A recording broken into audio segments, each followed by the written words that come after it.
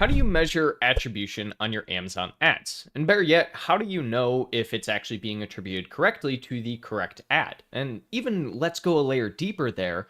Is attribution something you even need to worry about with Amazon advertising? My name is Noah Wickham. I'm VP of Sales and Marketing here at My Amazon Guy. This is the question I am asked all the time because it's not very apparent to the average seller how attribution is judged on Amazon ads. And so that would be a good topic to go over and kind of break down the different barriers and layers of attribution. So first and foremost, let's talk about what is attribution. So attribution in advertising is essentially the principle of when somebody clicks on ad, their sale or that click is attributed to X ad on whatever platform you're on. For Amazon, you specifically are going to have three different types of ads at any given time. You're going to have your sponsored product ads, you are going to have your sponsored brand ads, and then you are going to have your display, video, and audio ads.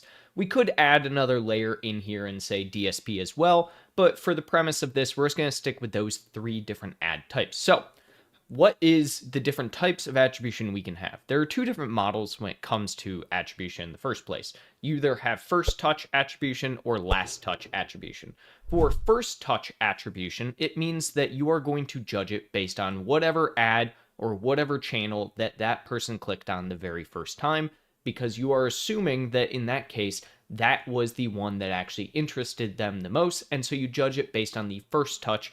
Doesn't matter how many different ads they click in between that first touch and purchasing, you always judge it on that first one. Second version of attribution is last touch attribution, which means that they can click 10 different ads, but it doesn't matter. The only one that actually matters is the very last ad that they had clicked on. So that would be last touch. They can click on as many different ads, as many different products as possible, but whatever that very last one is the one that actually matters because it's the one that got them to convert. For Amazon advertising, they judge all of their different ad types based off of last touch. That means that essentially it doesn't matter if somebody clicks on a DSP ad and then they click on a sponsored brand ad and they click on a sponsored product ad. Amazon is only going to judge it based on the very last ad that was clicked for any purchases made on a product. When we're thinking about this as well, we have to understand essentially what is attribution and in general when it comes to advertising. And the actual idea here is that there is usually something considered an attribution window.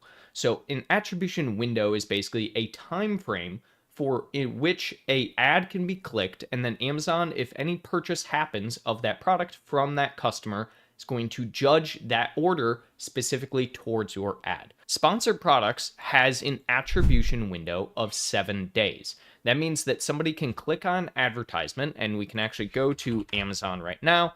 So if I just search up balloon, and this is my age-old one that I do, so you can see all these different sponsored ads here. If I click on any one of these, and then sometime in the next 7 days, I then purchase that product that I clicked on, my ad, or I should say their ad, would be having an attribution of my order specifically to this click. Whereas when we're looking at things such as sponsored brands and display, these have attribution windows of 14 days.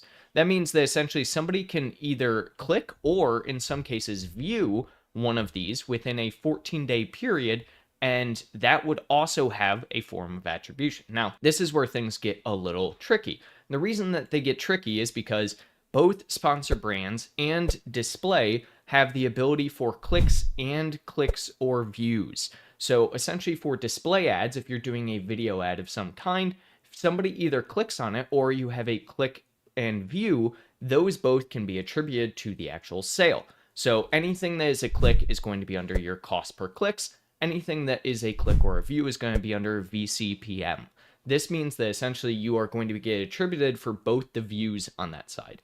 Whereas again, sponsored products is clicks only. And again, all of these are going to be last touch. So you can have a click on your display, but then you can have a click on your sponsored product. Now, when you're looking at sponsored display, you also have the ability for it to have auxiliary purchases. What this means essentially is that somebody can see your display, and this is where the view side comes into things.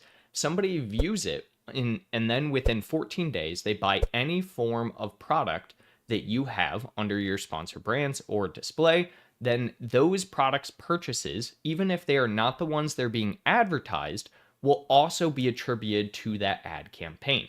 This is where a lot of people get really messed up with things like VCPM campaigns because they don't understand the fact that if somebody viewed their ad at some point in time and then 13 days later went and purchased a product that they're not even advertising under that campaign, they get really tripped up by that. And that's the idea behind, growing your overall brand awareness through something like sponsored display.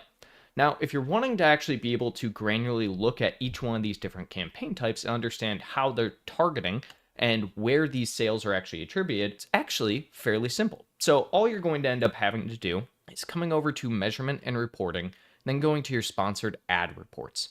You're going to create report. And then for sponsored product, what you're going to do is you're going to go down to purchased product. And for this specific one, this report is going to detail on the non-advertised ASINs a customer purchased after clicking on your ad. Again, this is where I think a lot of people get tripped up by attribution. They'll see that essentially they're getting clicks and they're getting sales towards products that they're not even advertising, but those sales are being attributed to their ads. And so this is where Amazon allows you to actually see that. So I always, for this, because sponsored products only has a 7-day window of attribution, you can put this for every 7 days and check it every 7 days to understand what are people purchasing after they're clicking your ad that was not what you were actually advertising. Now, sponsor brand very similarly has attributed purchases. Now, this is a bit different, obviously, than the actual purchased products, but this one allows you to essentially see all of the specific products sold that got attributed to your sponsor brand campaign. Again, sponsor brand campaigns allow for both clicks, but also clicks and views. This means that, again, if somebody just viewed your sponsor brand and then purchased a different product, it can get attributed to this actual one. So for this, again, we can do last 7 days, or since sponsor brands has the attribution, we can do the last 14 days. Then finally, we have our sponsored display and TV. And again, we're going to look at the purchased product, which is all of the non-advertised ASINs. This is, again, the more impactful way because you need to understand what it is people are buying and that are being attributed to your campaigns for your overall brand growth. So hopefully this was kind of helpful on understanding a little bit more on Amazon ad attribution and what it looks like for every one of the different campaign types. If you like content like this, I encourage you to subscribe to the channel, like the video, and comment down below if there is a topic you want to see me cover here in the future.